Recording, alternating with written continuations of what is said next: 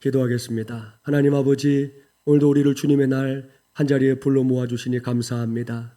세상은 흉흉하지만 우리 모두는 주님의 음성에 더욱 기울이는 이 시간 되게 하여 주옵시고, 주님의 뜻을 깨닫는 기쁨으로 이 한 주간도 승리하며 사는 우리 성도들 되게 하여 주시옵소서. 예수님의 이름으로 기도하옵나이다. 아멘. 서로 축복하겠습니다. 예수 그리스도의 복음으로 무장합시다. 한 번 더 축복합니다. 당신은 절대 가치의 사람입니다. 할렐루야. 오늘은 광고에 있던 대로 2022년 사순절 첫 번째 주일입니다. 이미 지난 수요일 새벽부터 우리 교회는 제18차 특세로 사순절을 시작한 교회라는 거 다시금 기억하시고요. 사순절 기간 내내 우리를 위해, 확 좁혀서 말씀드립니다. 나를 위해 십자가의 길을 걸어가신 예수님과 철저하게 그리고 깊숙하게 동행하는 절기가 되기 바랍니다. 그래서 이 사순절의 끝에서 주님이 이루신 부활의 영광에 온전하게 동참하는 우리 모두, 또 우리 교회가 되기를 주님의 이름으로 간절히 축원합니다.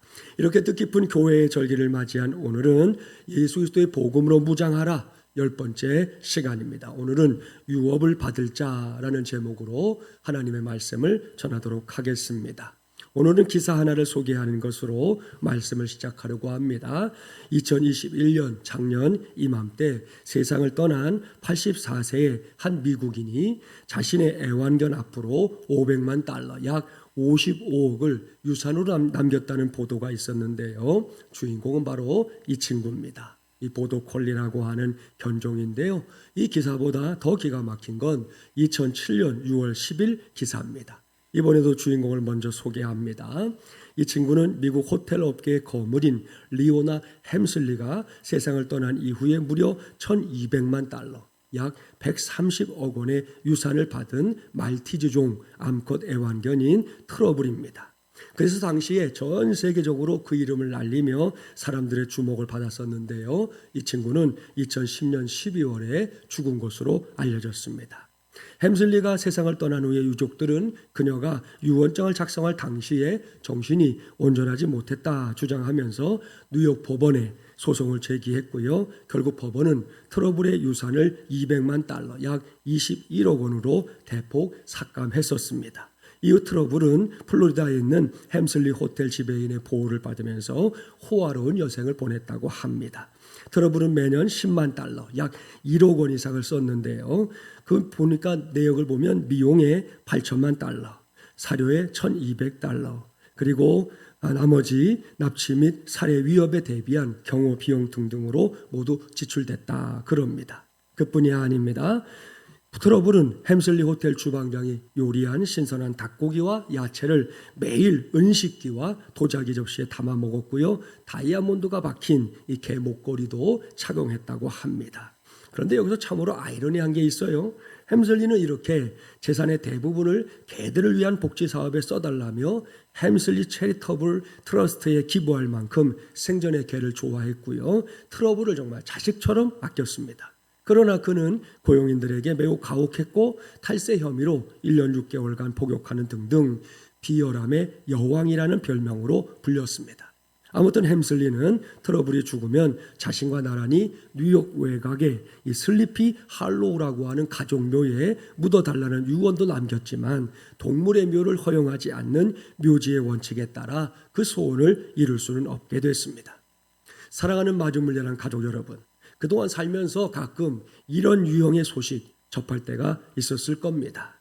이건 평범한 사람들이 보기에는 정말이지 너무하다. 그럴 돈이 있으면 나에게나 주지. 세상 참 불공평하다. 개팔자가 상팔자구나. 이런 생각이 마구마구 들 정도의 일입니다. 사람에게도 주지 않는 이런 일들 정말 쉽지 않은데 동물에게 이렇게 했다니 말입니다. 지금 이 자리에도 제가 소개한 기사를 들으면서 그런 생각을 하는 성도들이 대다수일 겁니다. 그래도 그런 생각은 오늘 잠시 내려놓기 바랍니다. 그리고 오늘 김진철 목사가 주일 메시지를 시작하면서 왜 이런 이야기를 제일 먼저 하고 있나 그 이유를 생각해 보기 바랍니다. 지난 주일에 우리는 갈라디아 지역의 성도들은 물론이고 오늘을 살아가고 있는 우리 모두에게까지 믿음 안에서 새롭게 주어진 정체성에 관한 말씀 쭉 살펴봤었습니다. 그것은 너희가 다 하나님의 자녀가 되었으니 라는 말씀이었습니다. 벌써 잊어버린 건 아니죠? 그렇습니다. 하나님의 자녀됨이 뭔지, 그리고 그 자녀됨을 통해 얻게 되는 은혜와 복이 뭔지 지난 주일에 저는 열심히 말씀을 전했습니다. 그런데 오늘 주신 말씀을 보십시오. 여기에서 저와 여러분에게 주어진 또 하나의 새로운 정체성을 확인할 수 있습니다. 그것은 우리 모두가 유업을 받을 자라는 사실입니다. 본문 7절 말씀 함께 봉독해 볼까요? 그러므로 내가 이후로는 종이 아니요 아들이니 아들이면 하나님으로 말미암아 유업을 받을 자니라. 아멘. 할렐루야. 사랑하는 여러분, 여기에 당시의 성도들과 오늘은 저와 여러분에게 붙여진 또 하나의 중요한 별명이 등장하고 있습니다. 그것은 방금 언급했던 유업을 받을 자입니다. 헬라어 성경에서는 클레로노모스라는 단어를 사용하는데요. 이 단어는 매우 합법적인 상속자 혹은 후사를 뜻합니다. 자, 이 정도 되면 제가 왜 오늘의 말씀을 시작하면서 엄청난 유산을 상속받은 강아지의 이야기를 꺼냈는지 짐작이 가시죠? 그렇습니다. 오늘 제가 여러분과 함께 나눌 말씀의 핵심은 다른 게 아닙니다. 바로 상속입니다.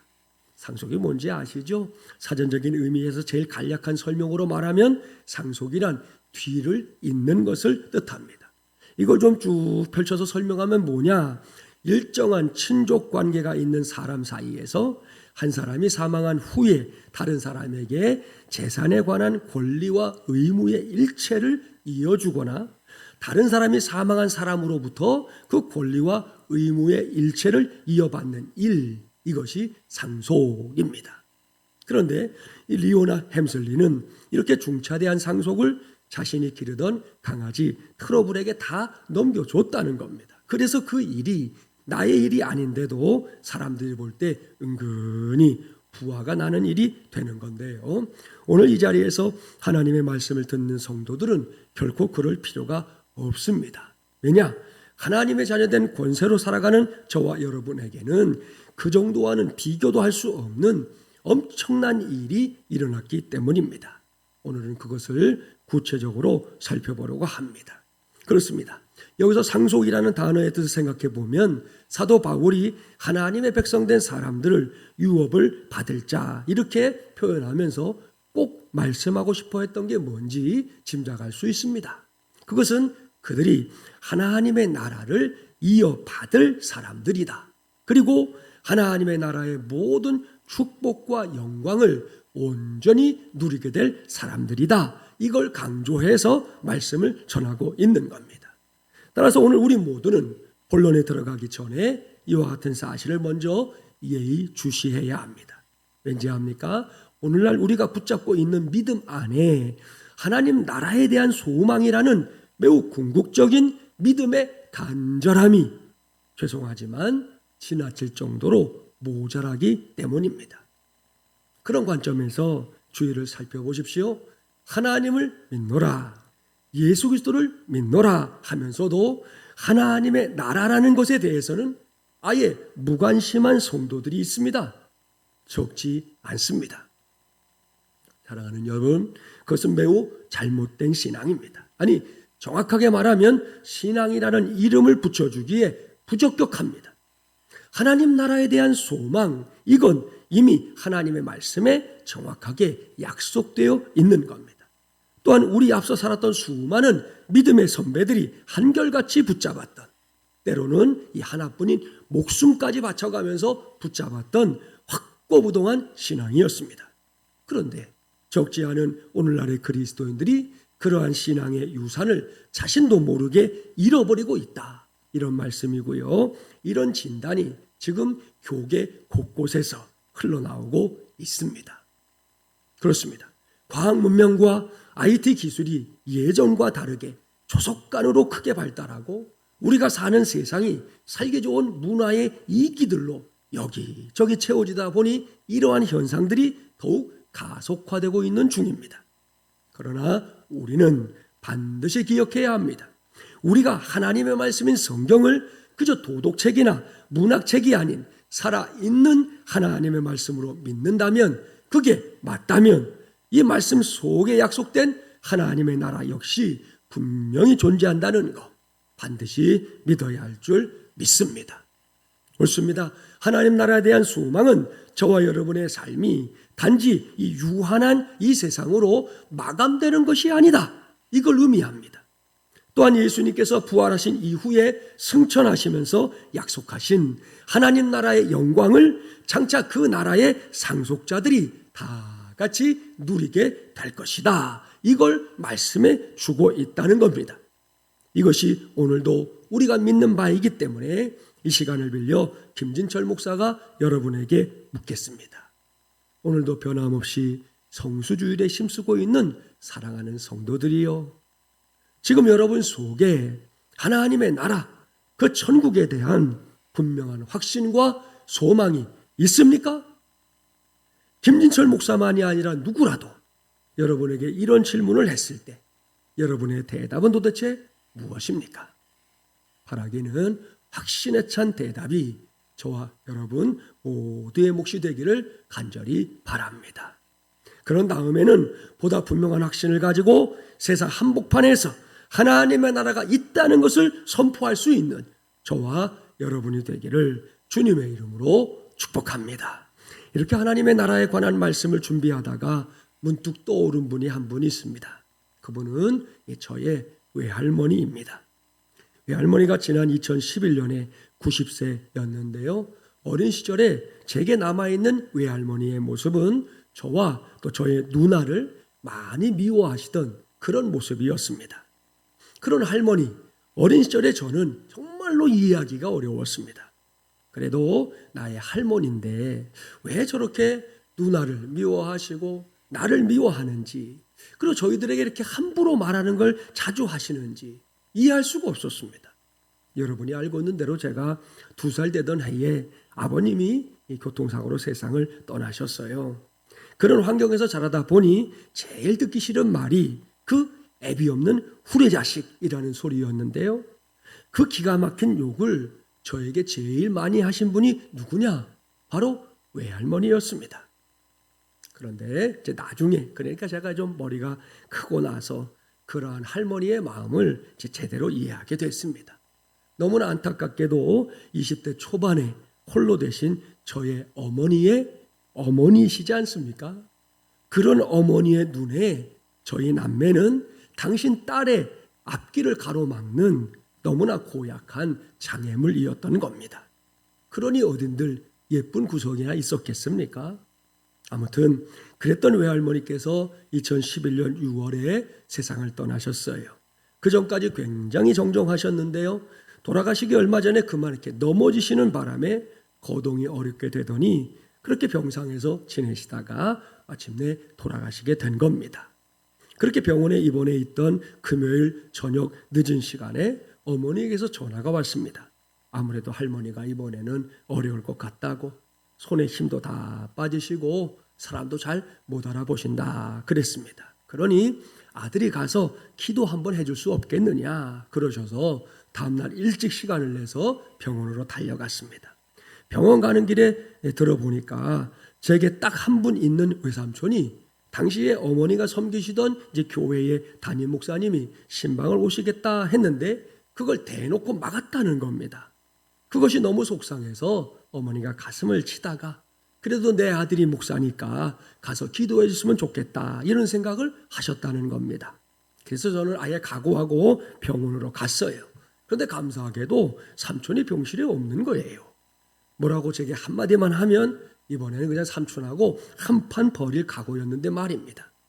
아무튼 그래서 그 시간에 할머니에게 예수님을 전했습니다. 천국이 어떤 곳인지 자세하게 가르쳐 드렸습니다. 그리고 할머니와 영접 기도까지 했습니다. 얼마나 감사했는지 모릅니다. 영접 기도를 하고 난 다음에는 제가 꼭 다시 기도를 하거든요. 이 기도를 해드렸더니 그때 할머니가 어떻게 반응하셨느냐? 주여, 주여, 주여. 이렇게 반응하셨습니다. 할렐루야. 어디선가 들은 풍월이 있었던 모양이에요. 저는 하나님께 영광을 돌렸습니다. 어머니도 얼마나 기뻐하셨는지 모릅니다. 그 후에 할머니는 세상을 떠나셨습니다. 그리고 저는 그 죽음 앞에서 다시 확신할 수 있었습니다. 할머니가 하나님의 나라로 천국으로 들어가셨다는 그 확신 말입니다. 신앙생활을 하지 않는 외삼촌이 이 상주인 탓에 주일에 장례를 치르게 돼서 제가 장례 전체를 섬겨드리지 못했습니다. 대신에 주일 오후에 일과를 마치고 이 산골묘에 가서는 제가 직접 예배를 인도하면서 천국에 입성하시는 걸 환송해 드렸습니다. 할렐루야. 사랑하는 여러분, 여러분이 알고 있는 대로 저는 전도, 선교 이런 단어만 나오면 눈에서 빛이 반짝반짝거리는 목사입니다. 교회를 개척할 때도 우리 교회는 선교적인 교회가 되어야 한다. 이것이 저의 분명한 목회 철학이었습니다. 그래서였는지 몰라도 개척하고 나서 지금까지 저는 누군가에게 복음을 전하는 거 쉰 적이 없습니다.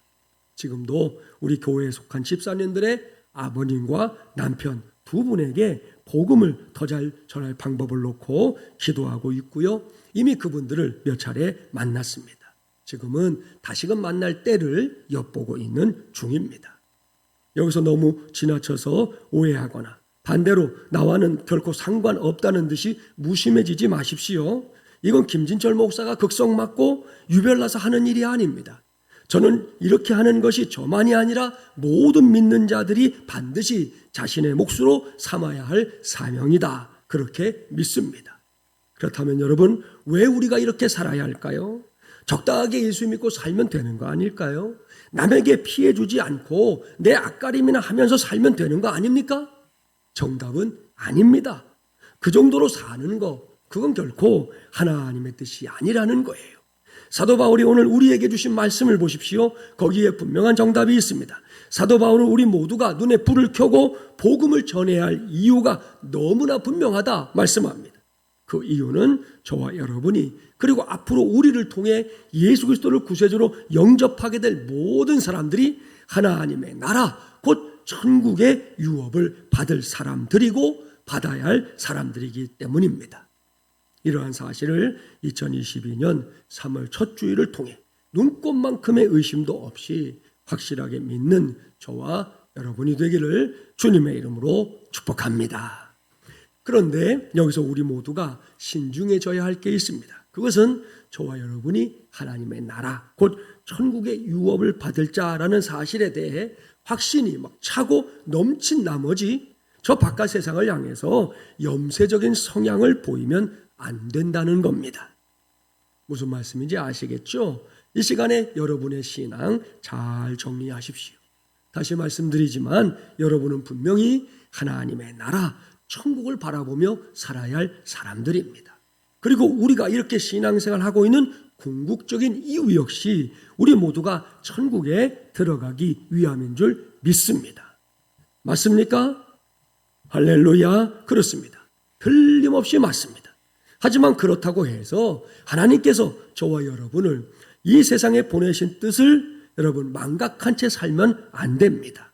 사형리의 메시지 가운데 첫 번째 메시지 이렇게 시작합니다. 하나님은 당신을 사랑하십니다. 그 다음에는 무엇입니까? 하나님은 당신을 위한 놀라운 계획을 가지고 계십니다. 바로 이겁니다. 그렇습니다. 우리 중에 그 누구도 아무런 의미 없이 아무런 목적 없이 이 세상에 태어난 사람이 없다는 겁니다. 우리의 인생 속에는 하나님의 분명한 계획과 목적이 있다는 말씀이에요. 그런데도 그저 천국만 바라보고 앉아서 무의도식하는 인생이 되겠다? 그러면 그것은 진정으로 하나님이 기뻐하실 일이 아닙니다. 물론 하나님께서 언제 우리를 이 세상에서 불러서 천국으로 인도하실지는 모릅니다. 그 누구도 그 시기, 그 때를 알 수 없습니다. 그렇기 때문에 우리가 할 수 있는 것은 이렇게 우리에게 호흡을 주시는 날 동안 이 땅에서 보다 가치 있는 인생을 사는 것, 보다 위대한 인생을 살아가야 한다 하는 말씀입니다. 그런 의미에서 또 여러분에게 소개하고 싶은 사람이 한 사람 더 있습니다. 그 사람은 고 홍대실 권사님입니다. 아주 오래적 사진이지요. 흑백 사진 속에 있는 저 권사님. 홍대실 권사님은 1901년 10월 6일 평안남도 용강군 금곡면 월곡리에서 부친 홍석필 씨와 모친 정건백 씨 사이에서 이남 이녀의 막내딸로 태어났습니다. 조선시대 말이라는 암울한 역사적인 정황 속에서도 홍대실은 완고한 전통적인 유교 가정이었지만 너그럽고 인자한 아버지의 가르침과 어지신 어머니의 사랑과 돌보심 속에서 큰 어려움 없이 곱게 성장했습니다. 홍대실은 어려서부터 매사가 분명했고요. 영리해서 하나를 가르치면 열을 깨닫는 그런 아이로 알려졌습니다. 또한 매우 부지런해서 잠시도 손을 쉬는 법이 없었고요. 부모님을 돕고 자신이 맡은 책임은 끝까지 완수해서 부모는 물론이고 주변 사람들로부터 기대하게 만드는 그런 사람이었습니다. 25살이 되던 어느 날 봄이었어요. 평소에 교회에 나가고 싶었던 마음을 품고 있었던 그녀가 남편에게 교회에 나가고 싶다는 간곡한 청을 하자 기쁘게 허락해 주었습니다. 그녀는 남편의 허락을 받자마자 다음 주일에 입석 장로교회에 첫 발을 내딛게 되었습니다. 그리고 하나님의 남다른 은총과 섭리가 있어서였을까요? 홍대실은 교회에 발을 디뎌놓기가 무섭게 신앙의 진보를 나타내기 시작했습니다. 열심히 교회 출석해서 설교 말씀을 듣고 하나님의 말씀을 배우는 중에 예수님을 알게 됐습니다. 십자가에서 피 흘려 죽으신 예수님이 나의 구세주가 된다는 이 구속의 가르침을 배우고 확실하게 믿게 됐습니다. 결국 그녀의 신앙은 급진적으로 성장했습니다. 2년 동안 열심을 다하며 교회에 출석하는 중에 입석교회에서 세례를 받게 됐는데요. 그때 나이가 27살. 1928년은 그녀의 인생에 있어서 새로운 전환점을 가져다 주었습니다. 그때로부터 그녀는 하나님의 요정으로 훈련을 받아 주님께서 인도하신 대로 이끌려 기도의 단을 높이 쌓았습니다. 성경을 가까이 매일 읽었고요. 진리의 말씀을 터득해 나갔습니다. 구원의 도를 받아들였습니다. 그리고 하나님의 백성으로서 이 땅에서 살아가는 법도 배우게 됐습니다. 이 모두가 하나님께서 준비하신 일이었어요. 이제는 한 교회를 섬기며 헌신하는 여종이 아니라 하나님 나라 확장을 위해 크게 사용하는 종으로 삼기 위해 하나님께서 그녀를 준비시켜 주셨던 겁니다. 이렇게 준비된 홍대실 권사님이 훗날 가장 크게 쓰임받은 것은 지금 저 안양에 세워져 있는 성결교 신학대학교의 그 큰 부지를 기증한 일입니다. 당시 성결교단에서 신학교를 세우려고 했지만 재정이 없어서 어려움을 겪고 있다는 이야기를 듣고는 지금의 학교 부지를 주저하지 않고 하나님께 내놓은 겁니다. 그 후에는 제4대 이사장까지 역임하면서 홍 권사님은 믿음 안에서 한 번뿐인 자신의 인생을 뜨겁게 불태웠습니다. 이러한 홍 권사님의 삶을 기념해서 성결대에서는 성결관 앞에 기념비를 세웠고 비문을 새겨 놓았는데요. 그 내용이 아주 의미심장합니다. 그걸 여러분에게 소개하려고 여기까지 제가 끌고 온 겁니다. 그 비문의 내용은 이겁니다. 잘 오셔서 큰일 하시고 잘 가셨습니다. 할렐루야. 자, 이것이 홍 권사님께서 믿음의 후배들에게 남겨준 삶의 흔적입니다. 그 흔적의 기초에서 서로 축복해 볼까요? 잘 오셨습니다. 큰일 하십시오.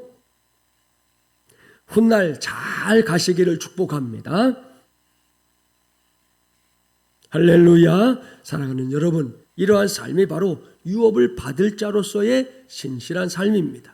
앞서 말씀드렸죠. 하나님의 나라만 바라보고 산다고 하는 것이 이 세상을 대충 사는 이유가 될 수 없습니다. 결코 그럴 수 없습니다. 그것은 반쪽짜리 아니 반의 반쪽짜리 신앙에 불과합니다. 진짜 신앙은 그렇지 않아요. 사도 바울은 오늘 주신 말씀에서 그러한 사실도 증거하고 있습니다. 본문 4절부터 6절까지의 말씀 우리 함께 봉독해 보도록 하겠습니다. 4절부터 6절입니다. 때가 참에 하나님이 그 아들을 보내사 여자에게서 나게 하시고 율법 아래에 나게 하신 것은 율법 아래에 있는 자들을 속량하시고 우리로 아들의 명분을 얻게 하려 하심이라. 너희가 아들이므로 하나님이 그 아들의 영을 우리 마음 가운데 보내사 아빠 아버지라 부르게 하셨느니라. 아멘. 자, 이 말씀은 다시금 복음의 내용이 무엇인지 우리에게 가르쳐 줍니다. 하나님께서 때가 참에 이 세상에 독생자를 보내셨습니다. 그 독생자를 십자가에 달려 죽게 하는 것으로 율법 아래에서 죄로 신음하고 있었던 모든 인생들에게 구원의 길을 열어주셨습니다. 그리고 그 다음이 중요하지요. 그 다음에 하나님께서 행하신 일이 뭡니까? 우리를 구원하셨으니 곧바로 천국행으로 우리를 인도하는 겁니까? 아닙니다. 사도 바울의 메시지를 보십시오. 우리가 이 땅에서 호흡하며 사람으로 살아가는 동안 할 일이 뭐다? 그 아들의 영을 우리 마음 가운데 보내사 하나님을 아빠, 아버지라고 부르게 하신 것, 바로 이겁니다. 사도 바울은 이것이 유업을 받을 자인 하나님의 자녀들이 이 세상을 살면서 누려야 할 또 하나의 복이다, 이렇게 말씀하고 있습니다. 사랑하는 마주물리랑 가족 여러분, 여기서 제가 여러분에게 꼭 당부하고 싶은 게 있습니다. 그것은 부를 이름이 있는 사람은 행복한 사람입니다 라는 사실입니다. 그렇습니다. 언제나 어디서나 부를 사람이 있다는 것, 그것이 얼마나 든든한 일인지 모릅니다. 어린아이들은 본능적으로 이런 진리를 알고 있어요. 그래서 급하면 엄마, 아빠 하고 불러댑니다. 마구마구 불러댑니다. 어른들도 다르지 않아요. 길을 가다가 돌부리에 걸려 넘어질라 치면 아무도 안 시켰는데 바로 입 밖으로 튀어나오는 소리가 있지요. 아이고 아버지, 혹은 엄마 아버지, 이렇게 부르는 소리 얼마든지 들을 수 있습니다. 하나님과 우리의 관계에서도 이것은 여전히 유효한 현실이라는 거 결코 잊지 말기 바랍니다. 평범할 때만이 아닙니다. 혹시라도 살다가 어려운 상황에 빠지게 될 때 우리가 제일 먼저 해야 하는 거 다른 거 아닙니다. 얼른 주님부터 불러야 합니다. 주님, 예수님, 이렇게 간절하게 불러야 합니다. 사도행전 2장 21절 말씀을 보십시오. 누구든지 주의 이름을 부르는 자는 구원을 받으리라. 아멘. 할렐루야. 이것이 바로 성도의 특권입니다. 주님의 이름을 부르는 것 말입니다. 그리고 그 이름을 부를 때 하나님은 약속하신 바를 분명하게 지켜주실 줄 믿습니다. 구약 성경에서 만날 수 있는 인물 중에 다윗 아시죠? 그는 그러한 체험을 수도 없이 많이 한 사람이에요. 시편에 기록된 그의 고백들을 보십시오. 다윗이 얼마나 열심히 하나님을 불러댔는지 알 수 있습니다. 성경 곳곳에서 다윗은 하나님을 부르느라 여념이 없습니다. 그리고 다윗 하면 떠오르는 대표적인 말씀, 골리앗과의 싸움인데요. 그 싸움에서도 마찬가지입니다. 그는 그 싸움에서 사람이 하나님의 이름을 부른다는 것, 이게 얼마나 대단한 일인지, 얼마나 큰 능력인지 구체적으로 체험한 사람이었습니다. 이 시간에 제가 그때 그 시간 속으로 잠시 여러분을 데리고 가볼 테니까 잘 따라와 보기 바랍니다. 성경에 따르면 당시에 골리앗의 키는 2m 90cm 정도나 되었습니다. 따라서 골리앗은 사방 어디에서나 이렇게 보이는 그런 사람이었죠. 거인이었습니다. 우리나라 격투기 선수 가운데 최홍만이라는 선수가 있죠. 그 사람도 꽤나 큰 골격을 갖고 있어서 우리가 보면 거인의 골격이다 이런 생각이 들잖아요. 하지만 그러한 최홍만 선수도 골리앗에 비하면 작은 키에 불과합니다. 그렇게 거대한 골리앗이 배틀채 같은 창을 하늘 높이 치켜들면서 외치는 거지요. 야 이놈들아, 이스라엘의 이 쓰레기들아, 나와 한번 겨뤄보자. 누구든지 나와봐라. 내가 상대해 줄게. 기세등등한 골리앗의 외모를 보고 천둥소리 같은 그의 목소리를 들은 이스라엘의 군대는 이미 사기가 땅바닥에 다 떨어지고 말았습니다. 당시에 이스라엘의 최고 지도자였던 사울 왕도 골리앗의 위용을 보고는 스스로 두려움에 떨었다 하고 성경이 기록할 정도입니다. 그런 상황에서 소년 다윗이 등장하는 거예요. 전쟁터에 나가 있는 형들에게 도시락 전해주러 왔던 다윗인데요. 그만 골리앗의 만용을 목격했습니다. 다윗은 하나님과 하나님의 군대를 모욕하는 골리앗을 그냥 두고 볼 수 없었습니다. 그래서 자신이 골리앗과 한판 싸워보겠다 이렇게 나섭니다. 사울왕은 그의 용기가 가상해 보였습니다. 그러나 누가 봐도 이것은 게임이 안 되는 싸움이었지요. 여러분도 생각해 보세요. 우리가 다윗과 골리앗의 이야기를 이미 알고 있기 때문에 이 말씀을 읽으면서도 대수롭지 않게 넘어갈 겁니다. 그런데 그런 사실을 전혀 모른다 가정하고 그 전쟁터에서 우리가 다윗도 보고 골리앗도 봤다 한번 가정해 보라는 겁니다. 그 누구도 다윗이 이길 것이다 이렇게 생각할 수 없을 겁니다. 틀림없습니다.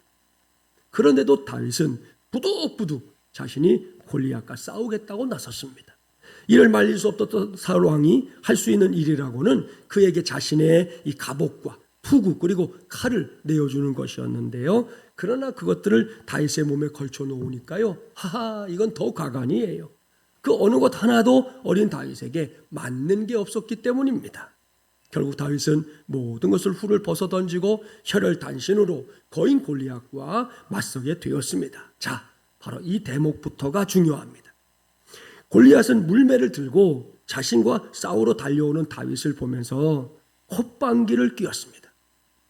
나중에는 아마도 배꼽을 잡고 웃었을 겁니다. 왠지 아시죠? 너무나 가소롭다 이겁니다.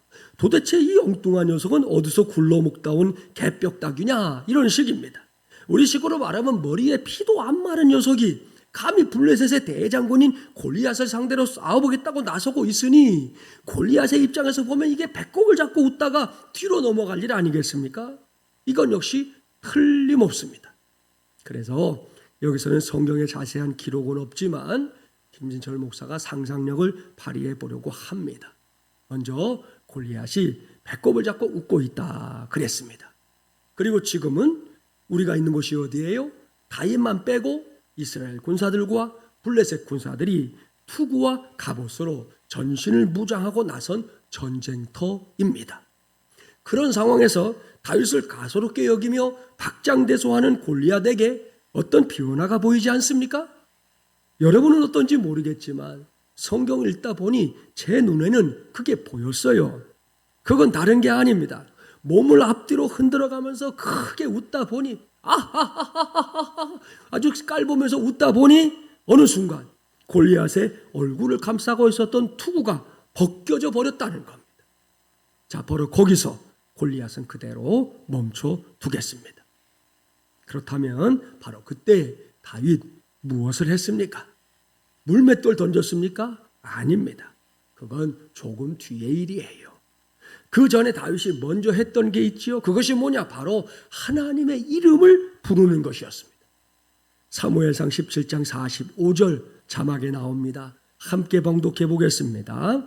다윗이 블레셋 사람에게 이르되 너는 칼과 창과 단창으로 내게 나아오거니와 나는 만군의 여호와의 이름 곧 내가 모욕하는 이스라엘 군대의 하나님의 이름으로 내게 나아가노라. 아멘.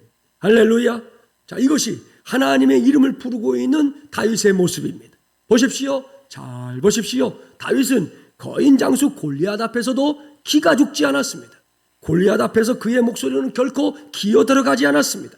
도리어 자신을 위협하며 웃고 있는 골리앗을 다윗은 자신의 대적으로 정확하게 인식하고 있었습니다. 그리고 그 대적을 향해 죽을 뚱살뚱 달려가면서 자신의 힘이나 자신의 지혜를 의지한 게 아닙니다.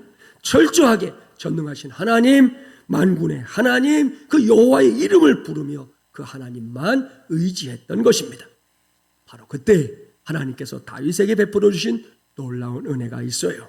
자, 여기에다가 조금 전에 그대로 멈춰뒀던 골리앗을 데리고 오겠습니다. 박장대소하느라 투구가 벗겨지는 것도 신경 쓰지 않고 있는 그 골리앗 말입니다. 골리앗이 그렇게 하고 있을 때 하나님은 다윗의 눈을 마치 600만 불의 사나이의 눈처럼 확실하게 밝혀주셨습니다. 그런 다윗의 눈에 표적인 골리앗의 훤한 이마가 너무나 또렷하게 보였습니다. 다윗은 그 순간을 놓치지 않았어요. 그 순간은 다윗이 외치며 불렀던 여호와 하나님께서 다윗에게 주신 가장 좋은 기회였기 때문입니다. 그러니 그 순간을 다윗이 놓칠 리 있겠습니까? 결코 그럴 수 없습니다. 다윗은 준비해간 물매를 힘차게 돌렸습니다. 그리고는 다윗을 가소롭게 여기고 있는, 아주 우스꽝스럽게 여기고 있는 골리앗의 그 머리를 향해 물맷돌을 날렸습니다. 그 다음에 일어난 일에 대해서는 다들 아시죠? 다윗이 던진 물맷돌이 골리앗의 이마에 그대로 박혀버렸습니다. 하늘 높은 줄 모르고 우뚝 서있던 골리앗이 와르르 한순간에 무너져 버렸습니다. 이것이 바로 하나님의 승리입니다. 아울러 하나님의 이름을 크게 불렀던 소년 다윗의 승리인 줄 믿습니다. 할렐루야. 말씀을 마무리합니다.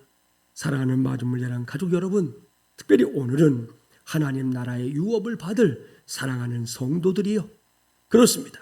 저와 여러분은 분명히 하나님의 나라를 유업으로 받을 사람들입니다. 그러나 그렇다고 해서 저 하늘만 바라보면서 이 땅은 에이 다 썩어버릴 놈의 세상 이렇게 생각하면 안 됩니다. 이 세상을 사는 동안에도 우리는 잘 살아야 합니다. 그래야 저 천국에서 더 잘 살게 될 줄 믿습니다. 물론 오늘도 세상살이가 만만하지 않습니다. 매우 버겁습니다. 담임 목사인 저도 지금 그런 상황 속에서 그런 경험을 하고 있다는 거 여러분 아시죠? 그래도 잊지 마십시오. 우리에게는 이 골리앗 같은 세상 속에서도 여전히 부를 이름이 있습니다. 그 이름은 우리 모두에게 아빠, 아버지가 되어주시는 하나님의 이름이에요. 그러니 자주 그 이름을 부르며 사십시오. 정말이지 하시라도 그 이름을 부르는 일이 중단되지 않게 하시기를 바랍니다.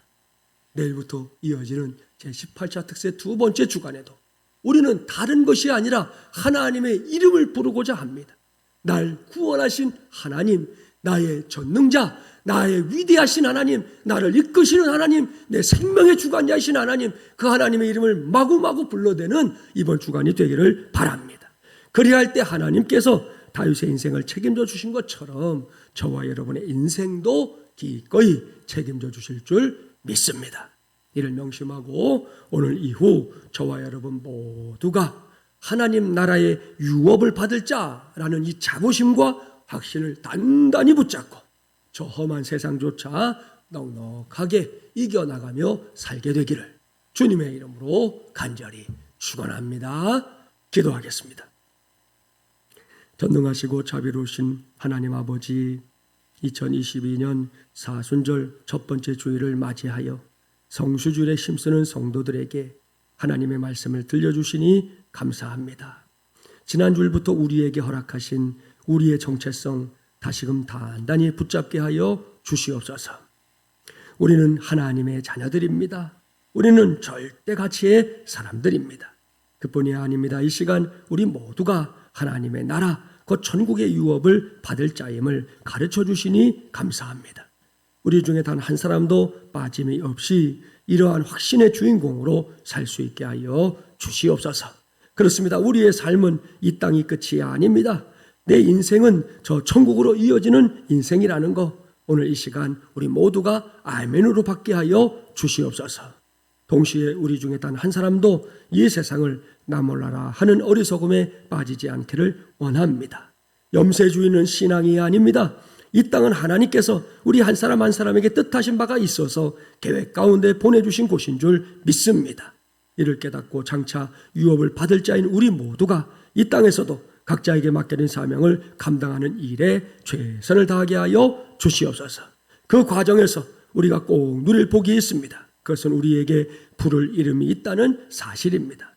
그렇습니다. 우리에게는 아빠, 아버지가 있습니다. 우리 모두가 아빠, 아버지 하나님을 목청껏 부르며 살게 하여 주시옵소서. 그래서 다윗처럼 승리하는 인생의 주인공들 다 되게 하여 주시옵소서. 이 모든 말씀 우리 주 예수 그리스도의 이름으로 간절히 기도하옵나이다. 아멘.